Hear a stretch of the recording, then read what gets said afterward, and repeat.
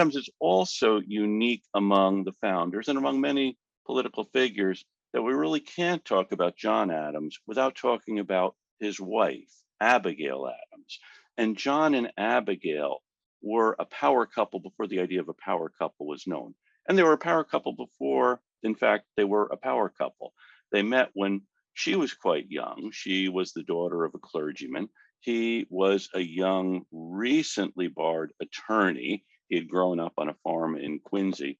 This is another of the anomalies about Adams. One of the things that makes him really interesting to me is if you look, say, an encyclopedia definition of John Adams, you'll see he was something of a pompous, aristocratic Federalist.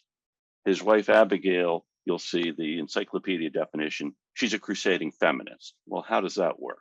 He's this stuffy, pompous guy. She is a crusading feminist. Turns out neither one is entirely true. In many ways, they were a good match for each other because throughout their long lives, they were able to challenge each other as well as to love each other in ways that still give us reason to study them. They also wrote a lot, which means we know a lot about John and Abigail because they wrote a lot to each other and they saved everything they wrote.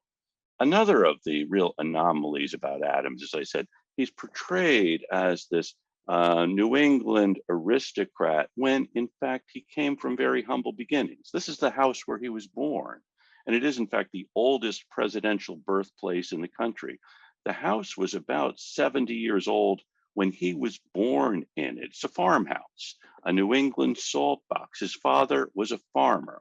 His father also was a church deacon. It's an honor, it's not an honorary position. It was a position of some importance given to someone who had earned the trust and respect of his neighbors and of other members of the parish. So John Adams's father was a deacon. He couldn't be a minister because he didn't go to Harvard. Abigail's father was a minister because he had gone to Harvard, and she came from a house filled with books. John Adams came from a house with few books. His father did have shoemaking tools, and his father did have a keen intellect. And John was able to work hard here. And two things he discovered as a youth: he did not want to be a farmer, although to the end of his life he would live on a farm and actually would have to work the farm. He also didn't want to be a minister. He was bright enough to go to college, but as a boy, he had observed a trial of the church minister held before the vestry, actually held in the kitchen of the Adams house. And he realized he did not want to live a life where he would be judged by these others. Of course, he would go into politics where he was always being judged.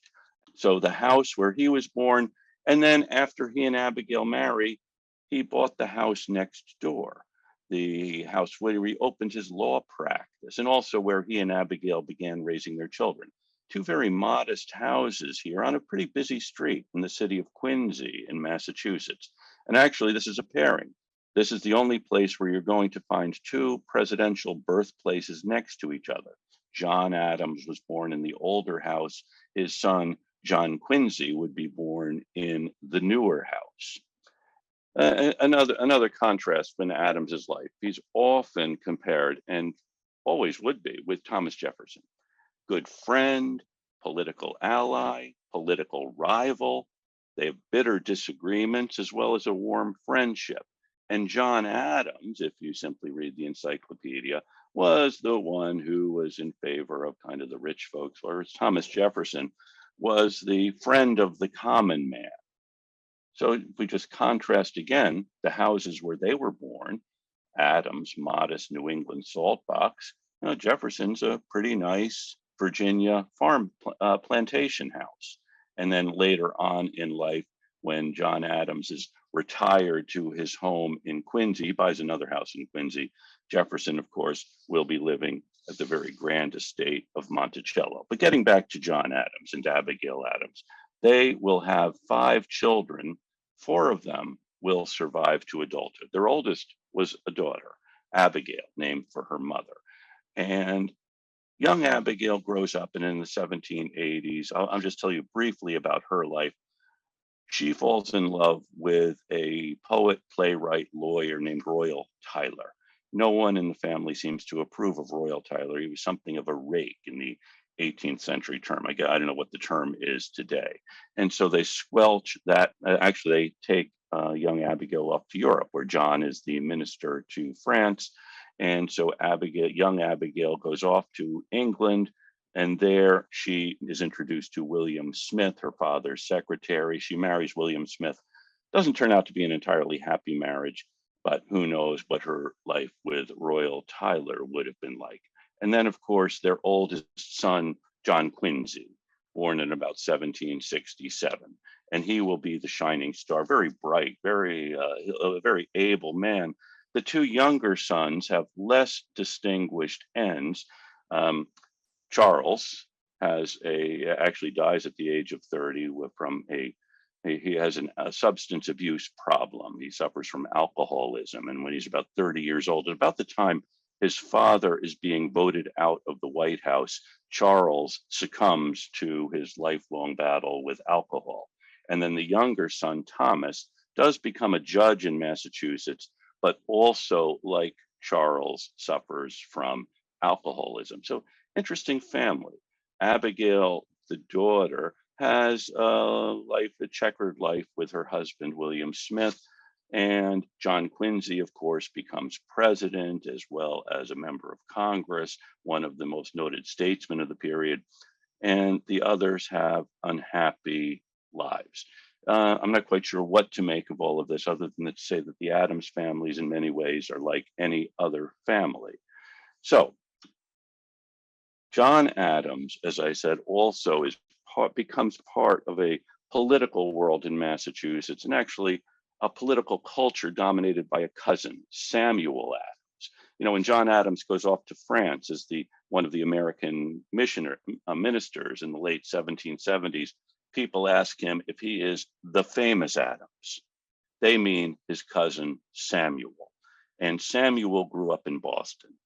Samuel's father went to Harvard. And when Samuel Adams Jr. goes to Harvard, he is fifth in his class. And that's at a time when class rank was determined by your family's social standing. John Adams would be at the bottom of his class because John Adams, the deacon in Braintree, was not as wealthy as Samuel Adams, the Boston merchant, one of the most important merchants in town. And young Samuel, by the 1760s, by the 1760s, he's in his 40s, so I shouldn't call him young Samuel. Well, perhaps I should, was dominating the political world in opposition to the powers that were in Massachusetts at the time.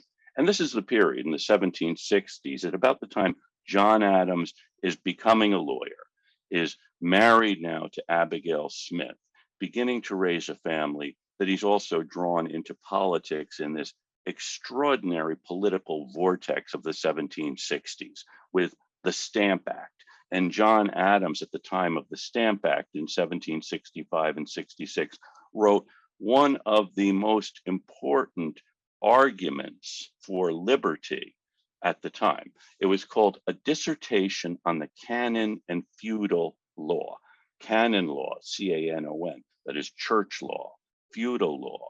And it's really a learned treatise on the law, framed as an argument for liberty. That is, the law is a protector of liberty against arbitrary power held by a monarch or held by a bishop. It's an extraordinary argument by this young lawyer in terms that ordinary people perhaps could understand if they work at it a bit. And John Adams is becoming known not only as a very good lawyer, but as a very good thinker about political matters. It's these two different areas. And Thomas Hutchinson was the lieutenant governor at the time, the chief justice of the Superior Court. And Thomas Hutchinson becomes the focus for the enmity of the Adamses, the Otises, others on what we'll call the patriot side. But Thomas Hutchinson, as a judge, watches John Adams as one of his first cases, he argues. And he said, whoever should live to see it will find in him, that is John Adams, a great man. Something he doesn't say about a lot of lawyers. And Thomas Hutchinson was a good judge of legal talent.